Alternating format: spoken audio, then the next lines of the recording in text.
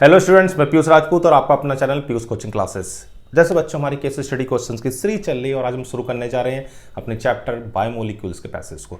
Biomolecules बहुत ही एक आसान चैप्टर में होता है, तो देखते हैं बच्चों पैसेज नंबर 41 क्या कहता है। तो सबसे पहले बच्चों बायोमोलिक्यूल्स होते क्या? तो भाई all the living bodies formed and functioned by some constituents like proteins, carbohydrates, आपके लिपिड्स, आपके क्या बोल सकते हो अमीनो एसिड्स, ये सभी बच्चों आपके क्या होते हैं? बायोमोलिक्यूल्स होते हैं। उन्हीं बायोमोलिक्यूल्स में से एक होता है अमीनो एसिड्स। अमीनो एसिड्स में हम बात करेंगे सिर्फ अल्फा अमीनो एसिड्स की, यानी कि जिसकी अल्फा पोजीशन यानी कार्बन पर आपको NH2 और COH ग्रुप दोनों दिखाई दें, यानी कि क्या चीज़ कि RC, यहाँ पर आपको NH2 भी दिखाई देगा और COH ग्रुप दोनों दिखाई देंगे, और ये बच्चों पोजीशन है आपकी अल्फा। ये आपके होते हैं अल्फा अमीनो एसिड्स। तो देखो बच्चों, देखते हैं कि क्या कहता है पैसेज। कह रहा है solution of alpha amino acids is placed in electric field depending on the pH of the medium following 3 cases में हैपन। देखो भाई, अब किसी में एसिड भी है और भाई बेस भी है, दोनों चीज़ें हैं, तो भाई कुछ ना कुछ तो होना ही है।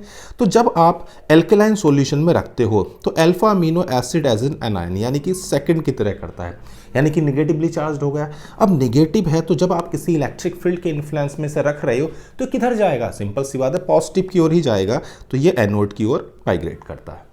अब बात करते हैं जब एसिडिक सॉल्यूशन होगा, तो जब एसिडिक सॉल्यूशन बच्चों आपका है तो ये थर्ड इसकी फॉर्म में है, यानी कि ये मूव करेगा कैथोड की ओर, ठीक है ना। और if second and third are exactly balance, there is no migration under such condition, any one of the molecule exists as positive ion and negative ion for exactly same amount of time। कहने का मतलब है कि कोई भी electric field में अगर move नहीं कर रहा तो उसका मतलब उसका जो नेट चार्ज है बच्चों वो जीरो है। तो जो एक स्पेशल आयन होता है जिसको बोलते हैं जीटर आयन, जीटर आयन हमारा एक डाइपोल आयन है, यानी कि उसमें पॉजिटिव और नेगेटिव चार्ज दोनों होते हैं।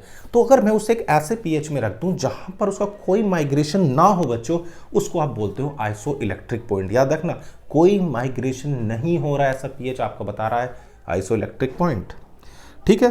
तो ये बता दिया कि in the direction of any electrode subsequently cancelled by equal movement of vector towards another electrode। Simple सी बात है, पॉजिटिव और नेगेटिव अगर बैलेंस हो रहे तो किधर भी मोशन नहीं होगा। And the pH of the solution in particular amino acid does not migrate under the influence of electric field is called isoelectric point। दोनों बातें क्लियर होगी कि जब हम उसे एल्कलाइन सॉल्यूशन में रख रहे हैं तो वो आपका नेगेटिवली चार्ज है तो एनोड की ओर जा रहा है, जब हमने एसिडिक सॉल्यूशन में रख रहे हैं तो वो पॉजिटिवली चार्ज है, मूव कर रहा है किसकी ओर? कैथोड की ओर। लेकिन अगर उस पर कोई नेट चार्ज जीरो आपको दिखाई दे रहा है, अगर उसका मूवमेंट नहीं हो रहा है, तो ऐसे पीएच को हम बोल रहे हैं आइसो इलेक्ट्रिक पॉइंट। क्लियर है इतनी बात? चलो ओके। अब देखो, आपके पास 3 चीज़ें दी हुई हैं और आपसे पूछा है एसिडिक स्ट्रेंथ। तो सिंपल सी बात है, जो हमारा COH होता है तो वो तो इन दोनों से सबसे ज़्यादा एसिडिक होगा। तो इतना तो कंफर्म होगा कि भाई COH is a stronger acid in NH3+, यानी NH3+ से ज़्यादा एसिड स्ट्रॉन्ग कौन है? COH। चलो भाई, S तो ये हो गया कि भाई X नंबर 1 है। अब देखो Z और Y में किसके सबसे पास आपको COH नजर आ रहा है? तो इस NH3+ के पास, यानी कि जहां पर -I इफेक्ट ज़्यादा हो। और आपको पता है कि जो इंडक्टिव इफेक्ट होता है बच्चों वो डिस्टेंस डिपेंडेंट होता है, तो इसके नज़दीक है ये, तो यानी कि इफेक्ट ज़्यादा होगा -I इफेक्ट यहाँ पर। और आपको पता ही है कि डिस्टेंस डिपेंडेंट होने की वजह से अपना इफेक्ट ज़्यादा शो कर रहा है, तो यानी कि Z इससे ज़्यादा एसिडिक होगा। तो X सबसे ज़्यादा, फिर उसके बाद Z और फिर आपका Y। क्लियर होगी बात? इतनी कोई दिक्कत तो नहीं है। चलो भाई, COH तो कंफर्म है कि भाई COH तो NH3+ से अच्छा एसिड ही है। अब इन दोनों में दिक्कत थी, जिसमें -I इफेक्टिव ग्रुप पास में है उस हमने प्रेफरेंस दे दी। क्लियर है इतनी बात? चलो, क्योंकि आपको पता ही है जब हम एसिडिक नेचर निकालते तो क्या करते थे? सबसे पहले एक H+ निकाल देते थे, कॉन्जुगेट बेस बनाते थे।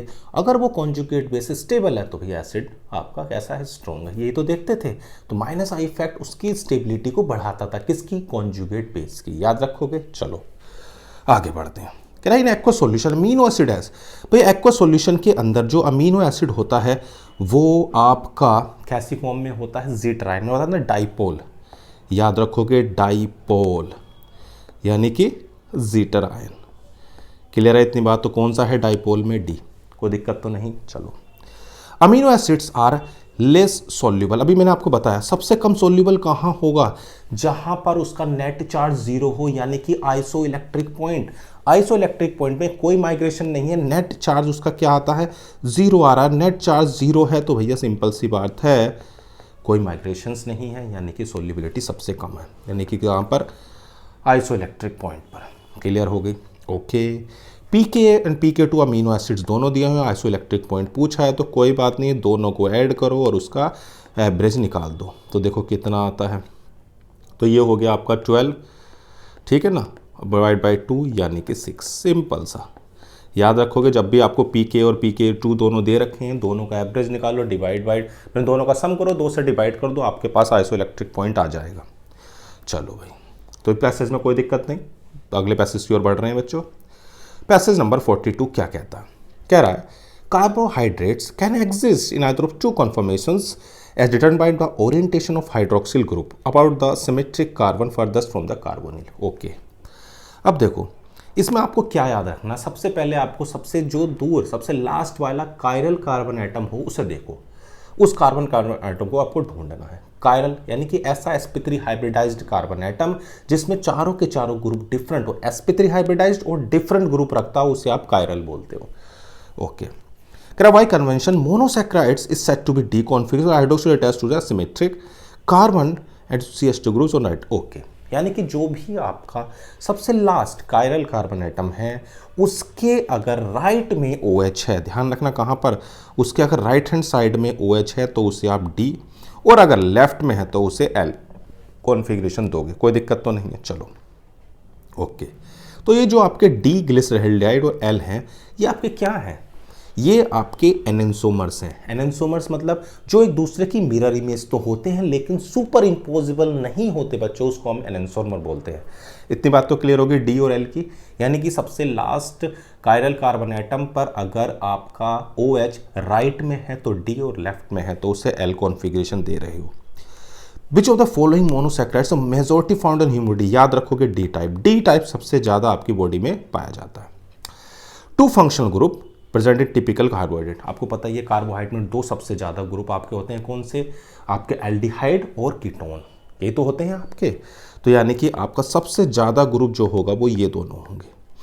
क्लियर है इतनी बात? चलो okay. The correct corresponding order of name the 4 aldose with configuration below. देखो सबसे पहले तो आपको मैं ये बता दूं कि देखो इसमें आपका जो OH है वो किधर है, राइट में, तो ये D होगा। ये OH भी आपका राइट में तो ये D होगा, और ये दोनों आपके L होंगे। इतनी बात तो क्लियर होगी। अब देखो DDLL देख लो उससे, तो यानी कि इतना कंफर्म है कि इन दोनों में से कोई होगा, ये तो हो नहीं सकते।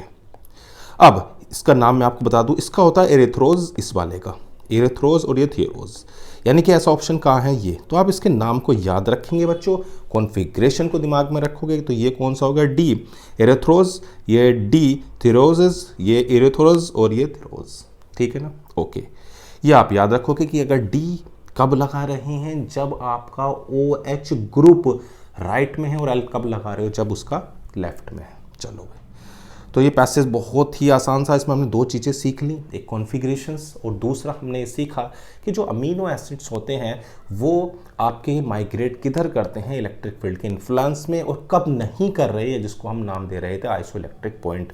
तो दोनों पैसेज बच्चों आपको बिल्कुल क्लियर हो गए होंगे। तो आज की क्लास में सिर्फ इतना ही। Thank you.